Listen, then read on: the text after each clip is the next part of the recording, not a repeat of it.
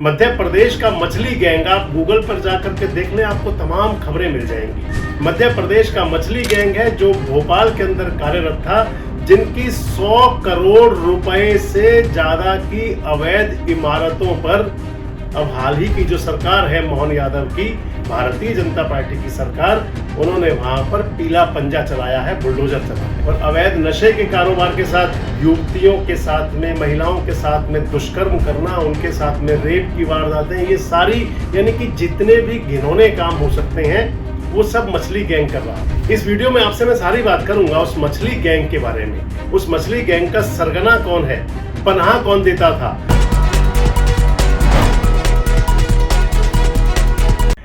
दोस्तों नमस्कार, मैं संजय मग्गू और मौजूद है देश रोजाना के डिजिटल मीडिया मंच पर। सियासत के अंदर इस समय धर्म का तड़का खूब लगता है।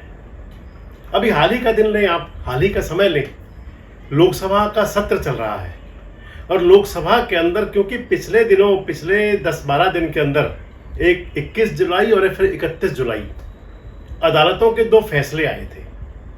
21 जुलाई को एक फैसला अदालत का आया था जिसके अंदर 12 आतंकवादियों को, यानी कि जिन पर आरोप था विस्फोट करने का, मुंबई के अंदर सीरियल ट्रेन ब्लास्ट का आरोप था, 184 लोग मरे थे। उस मामले में सभी आरोपियों को अदालत ने दोष मुक्त किया। और उसके बाद में 31 जुलाई को एक फैसला आया मालेगांव का, जिसके अंदर की 7 आरोपी थे, जिसके अंदर साध्वी प्रज्ञा भी थी। उन सभी को भी अदालत ने दोष मुक्त दिया। बात चल पड़ी कि हिंदू आतंकवाद या भगवा आतंकवाद नहीं है। संसद के अंदर भी कहा, प्रधानमंत्री जी ने भी कहा और देश के गृह मंत्री ने भी कहा। मैंने आपके साथ एक वीडियो शेयर किया था कि अगर देश के गृह मंत्री कहते हैं किसी समुदाय को टारगेट करते हुए, तो उस समय एक बात आ जाती है कि गृह मंत्री के लिए सभी समुदाय एक हैं। लेकिन जिस विषय पर आपसे मैं अब बात करने चला हूं वो कुछ जुड़ा हुआ तो इसी से है, पर थोड़ा सा इससे अलग है। मध्य प्रदेश देश के अंदर एक ऐसा राज्य है जिसको कि गुजरात के बाद में माना जा सकता है कि भारतीय जनता पार्टी की राजनीति के पूरी तरह अनुकूल है। मध्य प्रदेश में 2.5 दशक से लगभग भारतीय जनता पार्टी की सरकारें चल रही हैं और अब वहां पर एक जो गैंग सामने आया है, मध्य प्रदेश का मछली गैंग, आप गूगल पर जाकर के देख लें, आपको तमाम खबरें मिल जाएंगी। मध्य प्रदेश का मछली गैंग है जो भोपाल के अंदर कार्यरत था, जिनकी 100 करोड़ रुपए से ज्यादा की अवैध इमारतों पर अब हाल ही की जो सरकार है मोहन यादव की, भारतीय जनता पार्टी की सरकार, उन्होंने वहां पर पीला पंजा चलाया है, बुलडोजर चला है। अवैध संपत्तियां थी। इस वीडियो में आपसे मैं सारी बात करूंगा उस मछली गैंग के बारे में। उस मछली गैंग का सरगना कौन है, पनाह कौन देता था और फिर आखिर क्यों उन पर कार्रवाई नहीं होती थी, कौन उनको वरदहस्त दे रहा था। मछली गैंग का नाम आप देखें तो आप पहली बारगी तो ये समझेंगे कि शायद कोई कुंड तालाब होंगे जहां पर मछलियां, मगरमच्छ पाले जाते होंगे, शायद वो मछली मगरमच्छों पर काम करता होगा। लेकिन ये जो गैंग है ये नशे का, अवैध नशे का कारोबार करता था।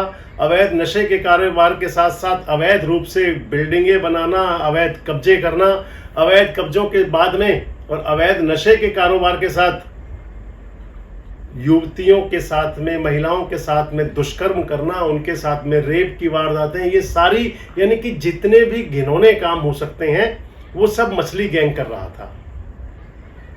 मछली गैंग का जो सरगना है, उनके 2 सरगना इस समय जेल में बंद हैं। पुलिस ने उनको गिरफ्तार किया हुआ है, 6 FIR सामने आ चुकी हैं और उन सरगनाओं के ऊपर जो आदमी, व्यक्ति विशेष है, मैं आपको उसका नाम बता दूं। जो मछली गैंग में आपको बता रहा हूं, भारतीय जनता पार्टी के अल्पसंख्यक मोर्चा माइनॉरिटी सेल के नेता हैं शफीक मछली, जिसके नाम पर यह कारोबार चलता है। और शफीक मछली का भाई है शाहवर अहमद और उसका भतीजा है यासीन अहमद। ये 2 लोग जेल में बंद हैं।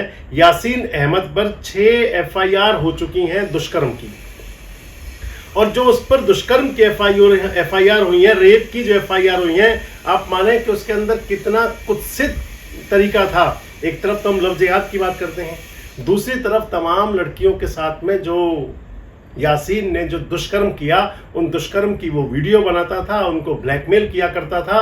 और जब पुलिस का शिकंजा कसना शुरू हुआ अब, तब जाकर के एक के बाद एक वो लड़कियां सामने आ रही हैं जो उसकी प्रताड़ना का शिकार थी, जिनके साथ में शोषण हुआ, जिनका उसने शोषण किया।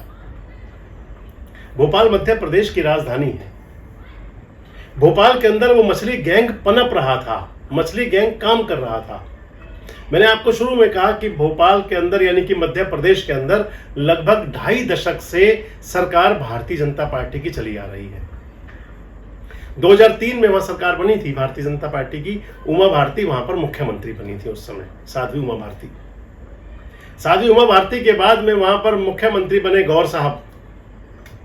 उमा भारती जी सक्रिय राजनीति से संन्यास ले चुकी हैं। लगभग 10-11 महीने उन्होंने सरकार चलाई थी और उसके बाद में सरकार में मुख्यमंत्री बने थे गौर का देहावसान हो चुका है। 8-9 महीने वो मुख्यमंत्री रहे। और उसके बाद में यानी कि 2005 में मुख्यमंत्री बने थे शिवराज सिंह चौहान, आजकल जो केंद्र सरकार के वजीर हैं। शिवराज चौहान मुख्यमंत्री बने 2005 में। शिवराज सिंह चौहान 29 नवंबर 2005 से 12 दिसंबर 2008 तक पहली बार मुख्यमंत्री बने। उनका 3 साल का कार्यकाल रहा। 12 दिसंबर से लगातार चलते रहे, कंटिन्यूटी है। 12 दिसंबर 2008 से और 14 दिसंबर 2013 तक उनका दूसरा कार्यकाल रहा। 14 दिसंबर 2013 से 17 दिसंबर 2018 तक उनका तीसरा कार्यकाल रहा। और फिर चौथा जो कार्यकाल उनका हुआ, यानी कि जब सरकार बनी 2018 में चुनाव जब हुए तो उस समय सरकार कांग्रेस की बनी। बाद में ऑपरेशन लोटस चला और ऑपरेशन लोटस चलने के बाद में वहां फिर से मामा शिवराज चौहान मुख्यमंत्री बन गए 23 मार्च 2020 से और 12 दिसंबर 2023 तक। 3 साल और 9 महीने, पौने 4 साल तब मुख्यमंत्री रहे। और उसके बाद में 2023 में जब चुनाव हुआ तो 2023 में शिवराज चौहान की विदाई हो गई और मोहन यादव बन गए मुख्यमंत्री मध्य प्रदेश के। मछली गैंग जिसका सरगना भारतीय जनता पार्टी के अल्पसंख्यक मोर्चा का नेता है, मछली गैंग का जो साम्राज्य है मध्य प्रदेश के अंदर, वो लगभग पिछले 20 साल से काम कर रहा है। मैंने आपको जो टाइमिंग बताई, अगर आप उस टाइमिंग को देखें, आप उमा भारती जी राजनीति से संन्यास ले चुकी हैं, गौर साहब का देहावसान हो चुका है, बीच में लगभग 11-12 महीने सरकार कांग्रेस की रही जब कमलनाथ मुख्यमंत्री थे, और उससे पहले और बाद में मुख्यमंत्री शिवराज सिंह चौहान रहे। लगभग 18 साल शिवराज चौहान ने मध्य प्रदेश में शासन किया। अगर मध्य प्रदेश के भोपाल में जो वहां की राजधानी है, राजधानी के अंदर एक गैंग पनप रहा था जो अवैध नशे का कारोबार कर रहा था, जो अवैध रूप से निर्माण कर रहा था, जो मान मर्दन कर रहा था बेटियों का, लड़कियों के साथ में जो यौन शोषण कर रहा था, उनके साथ दुष्कर्म कर रहा था, दुष्कर्म की वीडियो बनाई जा रही थी, वीडियो को वायरल कर रहा था, प्रताड़ित कर रहा था और युवाओं को धकेल रहा था नशे की दलदल के अंदर। आदर्शवादी सरकार क्या कर रही थी? आदर्शवादी मुख्यमंत्री क्या कर रहे थे? और मुख्यमंत्री शिवराज सिंह चौहान तो हमेशा वहां खुद को मामा कहते रहे। क्या कौन से वाले मामा की भूमिका में थे, ये उसको आप छोड़े, लग में आगे बढ़ते हैं उसके अंदर। आखिर वो सरकार कैसी जिसकी गुप्तचर संस्थाएं सीआईडी सारी फेल हो जाएं, जब मुख्यमंत्री को ये ना पता चले कि उसकी राजधानी में क्या हो रहा है। अगर इस कदर अपराधी पनप रहे थे, अपराध सिर उठा रहा था, और फिर वो तो आपके पॉलिटिकल एजेंडे को भी सूट करता था। मुस्लिम लोग थे वो, पॉलिटिकल एजेंडा तो यही है। और पॉलिटिकल एजेंडे को आप थोड़ी देर के लिए दरकिनार कर दीजिए। अगर अपराध पनप रहा था, और अपराध भी ऐसा जो इंसानियत के खिलाफ है, नशा किसी भी कीमत पर सही नहीं माना जा सकता। नशे को रोकने के लिए देश की तमाम सरकारें लगी हुई हैं। सरकारों का मूल मंत्र है कि नशा मुक्ति हो, नशे से किसी प्रकार से यूथ जो है नशे की चपेट में ना आ जाए। लेकिन सरकार आपकी तो छत्र छाया में नशा बेचने वाले फलते फूलते रहे। मैं आपको उनके नाम बता दूं कि जिन लोगों पर आरोप है और जो लोग गिरफ्तार हुए हैं। मछली गैंग के सरगना का मैंने आपको बताया कि जिसका भाई और भतीजा फिलहाल जेल में बंद है, और उनका जो सरगना है वो भारतीय जनता पार्टी के अल्पसंख्यक मोर्चा का बढ़िया पदाधिकारी है, उसकी देखरेख करने वाला है। इस गैंग ने, मछली गैंग ने, जो अवैध संपत्तियों की बात करें तो 6 स्थानों पर बुलडोजर चला चुकी है मोहन यादव की सरकार। जिन संपत्तियों को नेस्तानबूद किया गया उसके अंदर मदरसा भी है, उसके अंदर मैरिज लॉन भी है, रिसोर्ट भी है, कारखाने भी हैं, फार्म हाउस भी हैं, गोदाम भी हैं, और जिनकी कीमत लगभग 100 करोड़ रुपए से ज्यादा बताई जा रही है। मैं आपको बता रहा था कि अखंड रूप से शिवराज सिंह चौहान वहां पर राज करते रहे, 18 साल से ज्यादा वहां पर मुख्यमंत्री रहे, और उस कार्यकाल के दौरान में अगर कुछ ये चल रहा था तो क्या मुख्यमंत्री की नजर नहीं जा रही थी? वहां के जो एसडीएम हैं हुजूर विनोद सोनकिया, वो बता रहे थे कि उन्होंने बताया कि जो कार्रवाई की गई है उस कार्रवाई के तहत अभी तक शकील अहमद और Shariq Ahmad son of Sharif Khan, Irshad Ahmad son of Sarfaraz, Ataullah Khan son of Mufti, Shariq उर्फ मछली जो गैंग का सरगना है, जो बीजेपी के अल्पसंख्यक मोर्चा का पदाधिकारी है, शारिक उर्फ मछली, और सुहेल अहमद और शफीक अहमद, ये 7 लोग जिन पर पुलिस ने कार्रवाई की है, जिन पर आरोप है महिलाओं का यौन शोषण का, जिन पर आरोप है नशा बेचने का, जिन पर आरोप है अवैध कब्जे करने का, और मैं कहूँगा जिन पर जरूर आरोप होगा, अगर वो मदरसे चला रहे थे तो उन पर धर्मांतरण के आरोप भी जरूर होंगे। अगर इसकी जांच होगी तो वो भी सामने आ जाएगा। लेकिन सरकार, आप खामोश क्यों थे? क्या आपको पता नहीं चला? आपकी व्यवस्था क्या कर रही थी?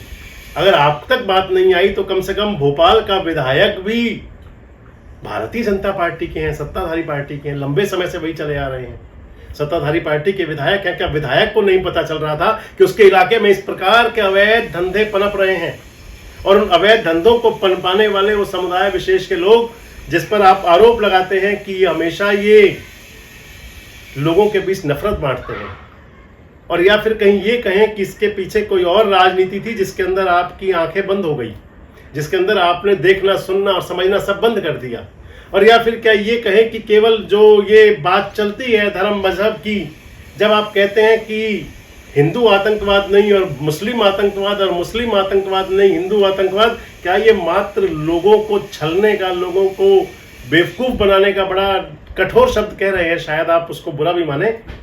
क्या केवल एक उस राजनीति का हिस्सा है, उस षड्यंत्र का हिस्सा है क्या? आज बड़ी सोचने की बात है कि मध्य प्रदेश जैसा राज्य है जहां पर 2.5 दशक से लगभग भारतीय जनता पार्टी की सरकार चल रही हो, वहां पर इस प्रकार के तत्व अगर सिर उठा रहे थे तो फिर सर कुचलने की कोशिश क्यों नहीं की गई? अगर आज लगभग 18 महीने बाद मोहन यादव जी की भी तंद्रा जागी, 18 महीने लगभग मोहन यादव जी को भी मुख्यमंत्री बने हो चुके हैं, अगर 18 महीने बाद देखना होगा कि क्या पुलिस प्रशासन ने खुद एक्शन लिया और या फिर सरकार के निर्देश थे, क्या सरकार की आंखें खुली थी, और या फिर वहां के पुलिस प्रशासन को लगा कि अब बहुत हो गया? सवाल तो पुलिस प्रशासन पर भी उठेंगे। पुरानी कहावत है, कहा जाता है कि पुलिस की नजर से अपराधी बच नहीं सकते। अगर इस प्रकार के अवैध धंधे पनप रहे थे तो क्या पुलिस का भी बर्दाश्त था? और जब लगा कि अब पानी सर से ऊपर जा रहा है तो एक्शन लिया गया। भोपाल का ये जो मछली गैंग है वो पूरी व्यवस्था पर कई सवालिया निशान खड़े कर रहा है। सबसे महत्वपूर्ण बात यह है कि क्या सियासतदानों के आगोश के अंदर ऐसे सांप और सपोले पनपते रहते हैं? क्या सियासतदानों के आगोश के अंदर आने के बाद में धर्म, मजहब, जाति, ऊंच नीच सब खत्म हो जाता है और फिर छूट मिल जाती है कि वो किसी प्रकार के अनैतिक और अवैध कार्य करते रहें? मछली गैंग पर आप क्या कहेंगे? कमेंट बॉक्स में जरूर बताएं। जुड़े रहें हमारे साथ, देखते रहें देश रोजाना। हमारे साथ जुड़े रहने के लिए सब्सक्राइब करें देश रोजाना के YouTube चैनल को, और नई वीडियो की नोटिफिकेशन पाने के लिए बेल आइकन जरूर दबाएं। अगर आप ये वीडियो Facebook या Instagram पर देख रहे हैं तो पेज को लाइक और फॉलो जरूर करें और ज्यादा से ज्यादा शेयर करें।